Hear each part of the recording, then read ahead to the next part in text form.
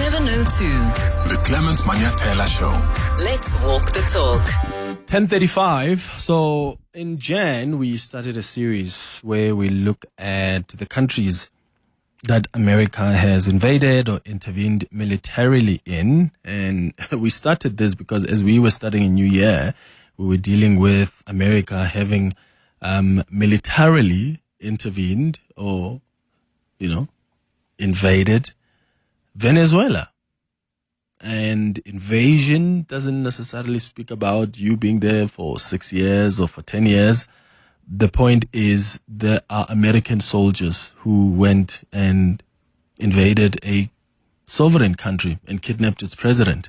So as we were starting the new year, we decided to actually look at other countries where America has come in and brought their soldiers on the ground, whether it was for 3 minutes or for 2 hours, however long that operation may have lasted. What reasons did America give for behaving in that manner or for deciding to intervene militarily?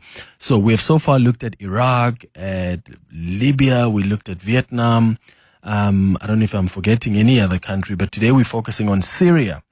And of course, after more than a decade of intervention in Syria and an unprecedented regime change, the US is still at war there.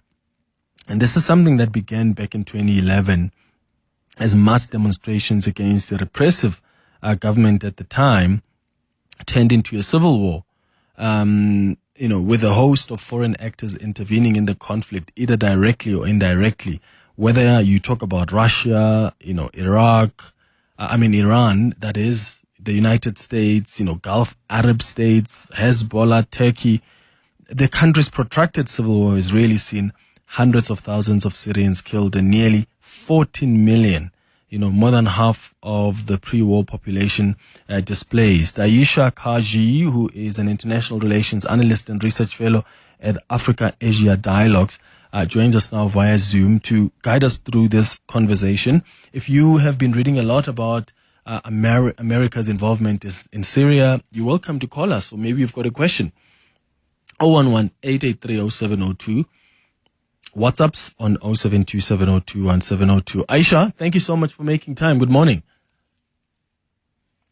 Good morning, Clement. How are you doing? I'm all right.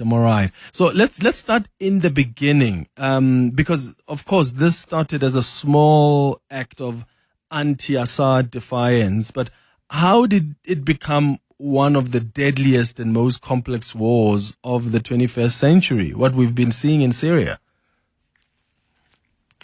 Well, I think a large part of the longevity of that war and the complexity of that war can be attributed to the geopolitical position of Syria and the intervention, if nothing else, of foreign powers. You mentioned that the US, Russia, Iran, Turkey, etc., and even some of the smaller Gulf states in the region, and of course Israel through its proxy, the United States, basically have all had a role in the so-called Syrian civil war. The roots of that war do go back, centuries in terms of the split between Shia and Sunni Islam, and the fact that the Bashar al-Assad family, a very, very prominent Shia family, has controlled the economic interests in Syria for more than decades, really, and rose to power as an ally of Iran, which is also a majority Shia country. But while I think the Western countries would like us to think that it's as simple or as naive as that, while that is certainly an issue, and it certainly did lead to the rise of Kurdish forces in the northwest and, seeking to secede from Syria, as Kurdish forces have been trying to secede from Turkey, etc. That is one element of the complexity, Clement. Another element is, of course, the rise of small or initially small Sunni factions and militias, which then started to conglomerate and aggregate and become partners of such notorious groups as Al-Qaeda and the Islamic State, ISIS, or if you want to call it ISIL, depending on the acronym you use for it. So, that added another layer of complexity within the country. So you had, as I said, the Sunni-Shia tensions, but then the kind of economic and political power of the Assad family, Bashar al-Assad's family.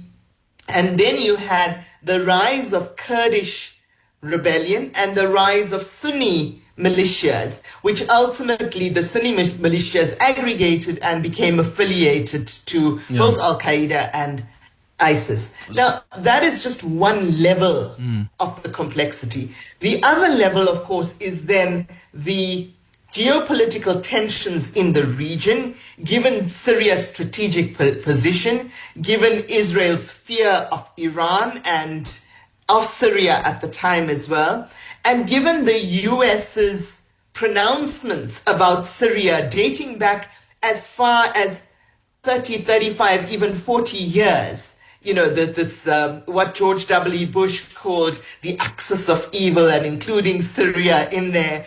The intervention, on the ground intervention of the US in September 2014 with the stated aim of countering or fighting the so-called ISIS threat. But I'd like to say that I don't think that was the US's only aim. And then the US's support for, some of the elements that are currently in power, but largely its support for the SDF, the Kurdish-aligned SDF, and its support even prior to US intervention on the ground in terms of both military support, but also very, very importantly, intelligence support. And then don't forget that apart from being politically, strategically situated in terms of political tensions in the region and the kind of, shall we say, West versus East dynamic between the sort of NATO-aligned countries and Russia, China, etc. on the other hand. And then, of course, the fears of Iran as a regional hegemon, those fears largely fear-mongered by Israel. There is also the question of Syria is strategically placed in terms of oil and oil routes to Europe and to the West. Yeah. And Syria itself has oil reserves as well as other mineral reserves, not huge ones, but strategically important ones. Yeah. Let's talk about the involvement of the United States then, to be specific. I mean, what has been the US's justification for not only the troops' presence, but the continued bombing of targets in a sovereign country? Because when it comes to Syria, it looks like it's still contested whether the US's role is an intervention or a war, or is it even an occupation? Well, I would certainly say that at the least it's an intervention. It certainly became a player in the war, and its continued presence now after the transition and the overthrow of the Bashar al-Assad government in December 2024, its continued presence might actually signal a type of occupation. So I think it's a combination of all three. What began as an intervention quickly became, a rootedness in the war, and the continued presence of troops post-war or post the overthrow of the Assad regime signals possibly some kind of quasi-occupation, should I say. The US entered the war, as I said, on the ground in 2014, but the Obama administration prior to that, as early as 2011, had placed sanctions on Syria and was actively supporting the Free Syrian Army rebel faction, at that time a rebel faction, by both through the CIA, but also by providing training, by providing weaponry, etc., and lots of surveillance flights over Syria to gather intelligence. So the United States' role in this area and in this country is not new, but its active role, perhaps, or its most active role, began in 2011 and then intensified in 2014. There was a US brokered peace deal between the Kurds and the current regime in Damascus, sort of towards, I think it was March or April last year. And the terms of that agreement were always going to be difficult to hold the parties to. So, it was another one of those instances where Mr. Trump wanted to be able to say, I made peace, because he was clearly, positioning himself as a front runner for a peace prize, possibly the Nobel, which he didn't get. But then, of course, he was given the very new and somewhat questionable FIFA Peace Prize. Yeah. But we will not go there. At the end of the day, he was maneuvering to be able to say, I made peace in Syria. And he promised whether that has been a lasting peace is questionable. Yes, and he promised that I'm going to get the soldiers to leave Syria and come back home. But, I mean, look at what they've said about ISIS. I mean, ISIS lost its last territory back in 2019. Why does Washington then still argue that the fight is still not over? Because of Washington's fears, quite frankly, and its satellite proxy Israel's fears of Iran.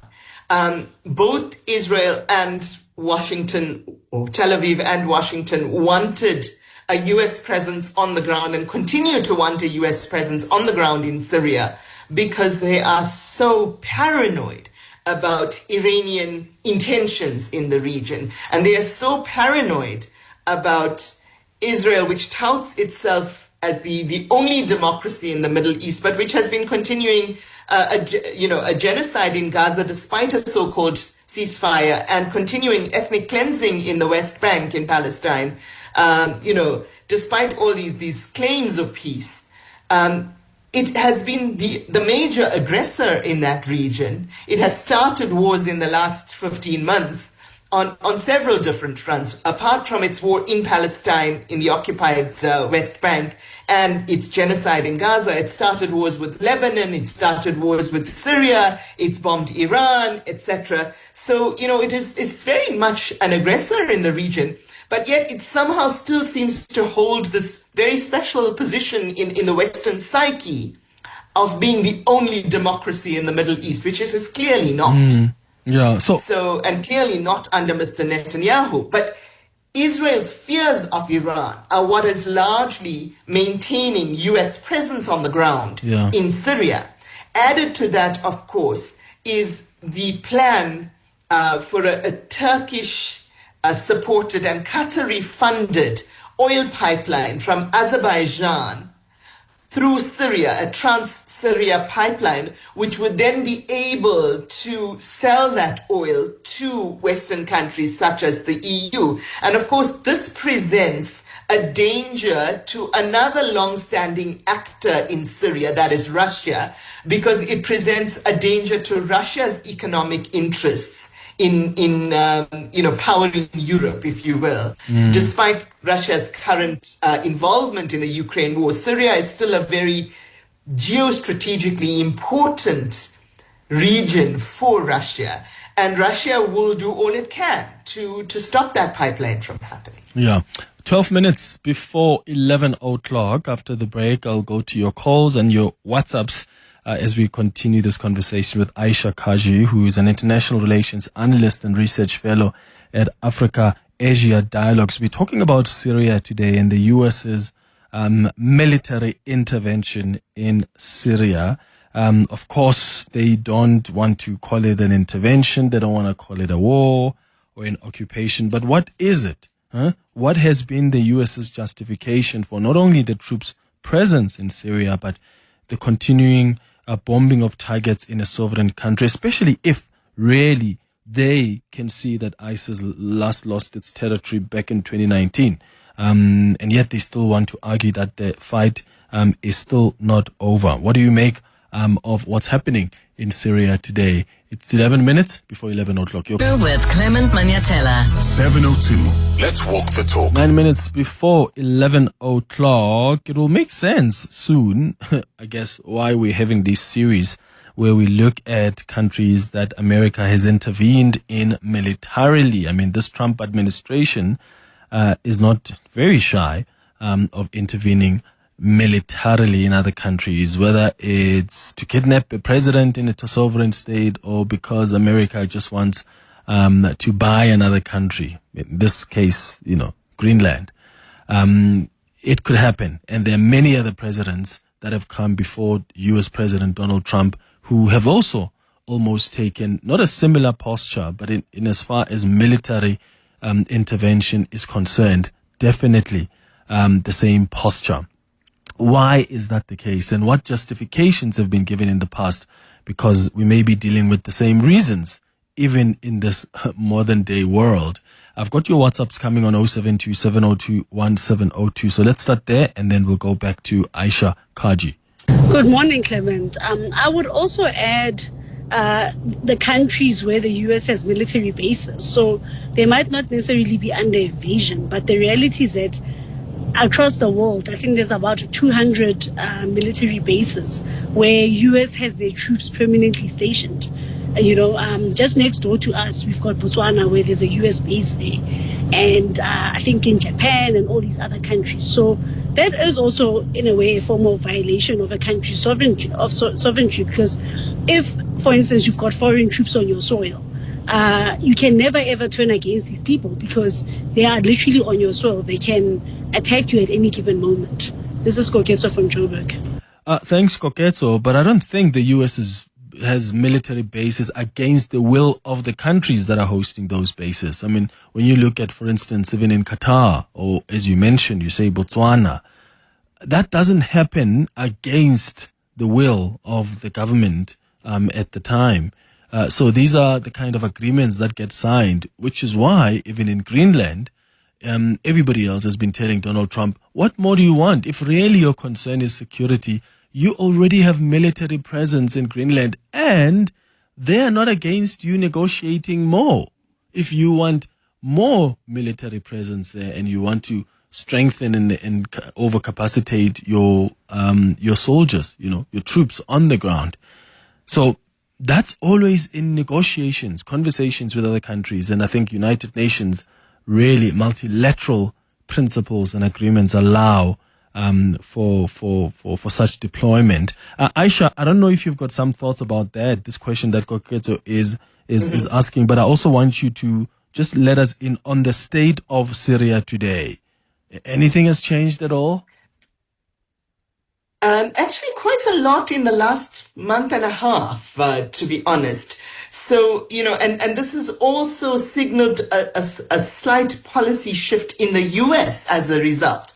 So what Damascus has done under Ahmed al-Sharaa, I was mentioning the proposed Kili pipeline, that's a Trans-Syria pipeline. He has made it very clear that he wants to make Syria as self-sufficient as possible. And part of the rationale behind having that pipeline is to make Syria self-powered to a large extent and independent of other countries in terms of powering it. But he's also signaled a willingness to talk to the West. So he met with US President Donald Trump early last year after the pact was signed in Riyadh in Saudi Arabia, and then made a state visit to the US later this year, signaling that, the willingness to improve those relationships. The current situation in Syria, as I said, has undergone quite a drastic change in the last 6 to 8 weeks, with the Syrian army saying that attempts to integrate the SDF, this is the Kurdish forces, okay, in Syrian Kurdistan, into the national army have failed, and therefore they launched quite a forceful, aggressive initiative to recapture some of those Kurdish-held territories, and have actually done so quite successfully, with the result that by January 30th, the SDF had to come to the negotiating table and accept a far more shrunken level of power or regional influence within Syria as part of the deal. And as a result of that incursion into the former Kurdish-held or SDF held territory, which was largely, as I mentioned earlier, supported by the US. As a result of that, what has happened is that Ahmed al-Sharaa has now become, to some extent, the preferred, in Damascus, the preferred negotiating partner for the US, with the US then withdrawing some of its support to the SDF. So the SDF has lost its military and, shall we say, intelligence support, or a portion of that support from the US. And at the same time, it has ceded territory to the National Army under al-Sharaa in Damascus. And so it's now, there are very strong fears of a recurrence of the kind of ethnic cleansing that happened in around 2019 in certain areas of Kurdish Syria. And so those fears are not without justification, but one hopes that it would not come to that, and that the US role, and indeed the role of other players such as Turkey and Qatar, will mitigate that. So the Syrian model over the last few months has been very much following the Turkish model in its relations with the PKK, which is the Kurdish faction in Turkey. So, Turkey also launched a fairly violent, aggressive, on-the-ground offensive to capture those areas under the PKK military control and then bring them to the negotiating table. It seems that al-Sharaa in Damascus has lifted that Turkish playbook almost verbatim. And it appears to have been successful, even though Syria itself is still somewhat in a state of chaos following its decades-long war. It certainly appears to have worked in the government's favor with regard to the SDF and the Kurdish-held territories. But that is not to say that the Shia and Sunni militias, which are anti-government, are going to be as easy to overcome. So al-Sharaa has pushed his focus and military attention to the Kurdish-held regions, but analysts on the ground say that there is mischief against him brewing from both Shia and other Sunni factions that are not aligned to this government. Yeah, we'll wait and see how this is going to play out. Ayesha Kajee, thank you for speaking to us. She's an international relations analyst and research fellow at Africa-Asia Dialogues.